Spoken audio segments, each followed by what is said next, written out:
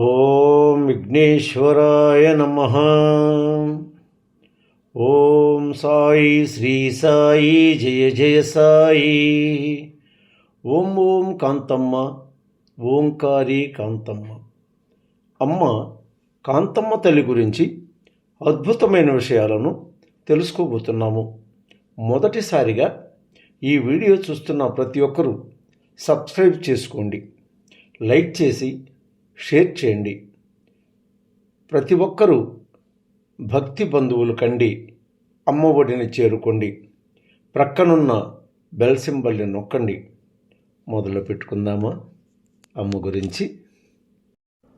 రోజు నా చీర మొత్తము లాగేసి పూర్తిగా విప్పేసింది. మా ఆయన నాకు టవలు విసిరిస్తున్నాడు. రాగి చెట్టు దగ్గర రూము చాటుకు పోయి టవలు కట్టుకున్నాను. తరువాత శాంతక్క చీర ఇస్తే కట్టుకున్నాను. ఒకసారి నిమ్మకాయ నీళ్లు కలిపి మామయ్య కోడలికి నిమ్మకాయ నీళ్లు పోయండి అని అమ్మ పోసినది. పిచ్చి ముండా అని పిలిచేది నన్ను. నేను వీరమ్మ గురువారం అమ్మ పక్కనే పడుకొని మాట్లాడుకుంటున్నాము. 2/9/1999 రాత్రి 10:30 గంటలప్పుడు మంచినీళ్లు కావాలనింది. శాంతక్కను అడిగి మంచినీళ్లు తెచ్చి ఇచ్చాను. కొద్దిగా కింద చల్లి మిగతా మంచినీళ్లు ప్రక్కన పెట్టుకున్నది. తరువాత కొద్దిసేపటికి నీళ్లు తాగి ఖాళీ గ్లాసు సుబ్బారెడ్డి స్వామిని పిలిచి ఆ గ్లాసును సుబ్బారెడ్డి స్వామి వారికి ఇచ్చింది. ఆ రాత్రి చాటుకుపోయిన తరువాత అమ్మకు సంబంధించిన కార్యక్రమాలన్నీ పూర్తయిన తరువాత అనికేపల్లికి వచ్చాము.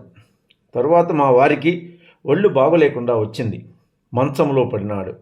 అందుకు ఆయన సేవతోనే నాకు సరిపోయింది. అమ్మను దూరం చేసుకున్నాను. ఈరోజు ఆ అమ్మ ఇచ్చిన ధైర్యంతోనే ఒంటరి జీవితాన్ని గడుపుతున్నాను. ఒక్కదాన్ని గుడ్డలు కుడతాను, పిండి మిల్లు వేస్తాను, ఒక రూము బాడుకు ఇచ్చాను.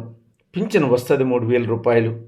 వాటితో అమ్మ తోడుతో బ్రతుకు జీవనయానం చేయిస్తున్నాను అన్నారు ప్రసన్నమ్మ. ఇకపోతే కదిరి జయమ్మ. ఈ కదిరి జయమ్మ వెంకయ్య స్వామికి ప్రగాఢ భక్తురాలు. 10 రోజులు పొదలకూరులో ఉంటే 2 నెలలు వెంకయ్య స్వామి సన్నిధిలో ఉండేవారు.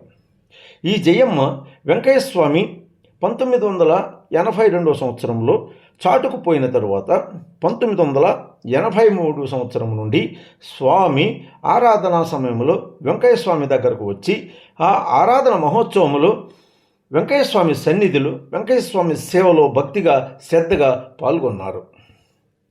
అప్పుడు వెంకయ్య స్వామి ఆశ్రమంలో వంటలు వండే రమణయ్య ఉండేవాడు. వెంకయ్య స్వామి దగ్గర నాగయ్య అని ఒక పూజారి ఉండేవాడు.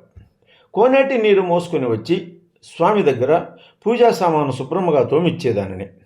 అటు రమణయ్య దగ్గర కూడా వంటకు సాయం చేయించు కూరగాయలు కోయడము, ఆకుకూరలు వలవడము చేసేదానిని. సాయంత్రం అయిందంటే గుండానికి బాయికి మధ్యన సన్న సందు ఉండేది. ఆ సందులో చాపా దిండు వేసుకుని పడుకునేదానిని. అలా చాప వేసి ఆశ్రమము పని ముగించి స్నానం చేసి వచ్చే లోపల ఆ పిచ్చి తల్లి నా చాప మీద పడుకొని ఉండేది. నేనేమనేదాన్ని కాదు. నేను ఆమె ఇద్దరం ఆ చాపలో పడుకునేవారము. నాకు నోరు గమ్ముగా ఉండేది కాదు. ఏదో ఒక చిరుతిండి తినాలి ఆ టైంలో. ఒకరోజు అమ్మ నాతో సంచిలో జంతికలు కారాసు ఉన్నాయి కానీ తీసుకురాపో అన్నది. నాకు దిమ్మ తిరిగినంత పని అయింది. ఏమంటే నేను వస్తువులు సర్దేటప్పుడు ఆమె చూడలేదు, అంగడి దగ్గర కొనేటప్పుడు చూడలేదు. నేను దాచిపెట్టుండే సంచిలో ఉండే జంతికలు ఏమి తెలుసు ఏమికు అని లేవన్నాను. అప్పుడు నేను ఆ జంతికలు కారాసు ఎట్లు సర్దానో దాచానో చెప్పింది. ఇక తప్పదు కదా అని తీసుకుని వచ్చి అమ్మకు పెట్టాను. అప్పటిదాకా పిచ్చామే అనుకుంటున్నాను కదా. ఈ సందర్భం జరిగిన తరువాత అమ్మ అమ్మ అని పిలువసాగాను కాంతమ్మ తల్లివారిని. ఇదే నేను ఇప్పటిదాకా పడుకుంటున్నది పిచ్చామితో కాదు, ఒక మహాతల్లితో అని అర్థమైంది నాకు. నాకు మా మేనమామ భార్య ఒక ఆమె పేరు కూడా జయమ్మే. ఇటీవల ఆమె చనిపోయినది. చనిపోయి నన్ను పట్టుకున్నది. మా ఇంటిలో పటాల దగ్గర కూర్చొని, జయమ్మ, నీవు బ్రతికి తిరిగేది లేదు, ఎట్లా తిరుగుతావో నేను చూస్తానులే అని 3 సార్లు అనింది. అది మొదలు నాకు బాగుండేది లేదు. అమెరికన్ హాస్పిటల్ డాక్టరు బేరమ్మ, ఆ డాక్టర్ గారి దగ్గరకు పోయి చూపించాము. బేరమ్మ నన్ను చూసి గుండెపోటు అన్నారు, కానీ నాకు తగ్గలేదు. చెన్నైకి రాశారు బేరమ్మ, అయినా నాకు తగ్గల. అట్లా బాధపడుతూనే గొలగమూడిలో స్వామి సేవ చేయుచుండేదానిని. ఒకరోజు బాగుంటే ఒకరోజు పడుకునే పరిస్థితి నాది. రాత్రి 9:30 గంటలకు కానీ 10 గంటలకు కానీ ఒక అరగంట తేడాతో నెల్లూరు నుండి అనికేపల్లి బస్సు వచ్చేది.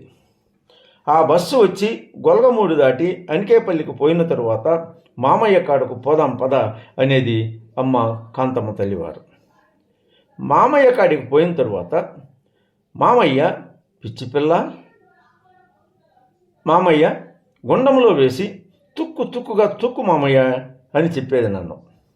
నన్ను చూపించి ఒక్కొక్క రోజు అమ్మాయి పొదలకూరుకు పోదామనేది. నేను చెప్పకుండా ఒక్కదాన్ని వెళ్ళిపోయేదాన్ని. నేను పొదలకూరిపోయి ఉన్నాను. వరికూటి రమణారెడ్డి డేగపూడికి తీసుకొని పోయాడు అమ్మని. అమ్మ డేగపూడిలో ఉన్నదని పెంచిలమ్మ చెప్పింది. అమ్మ డేగపూడికి వచ్చి ఉందని తెలిసి డేగపూడికి పోయి నిద్ర చేసి వద్దామని వచ్చేసాను. డేగపూడి సెంటర్లో అరుగు మీద కూర్చొని ఉంది కాంతమ్మ తల్లి. అమ్మను చూసి అమ్మ అని పలుకరించాను. అంతే, లేచి పరుగున వచ్చి నా సంకలో చేయి వేసి లాక్కుని వెళ్ళిపోయింది. ఓం ఓం కాంతమ్మ, ఓంకారి కాంతమ్మ, ఓం ఓం కాంతమ్మ, ఓంకారి కాంతమ్మ, ఓం ఓం కాంతమ్మ, ఓంకారిణి నీవమ్మ, ఓం ఓం కాంతమ్మ, ఓంకారి కాంతమ్మ. మరోవరనుకుంటాను, మీ విజయభాస్కరుడను.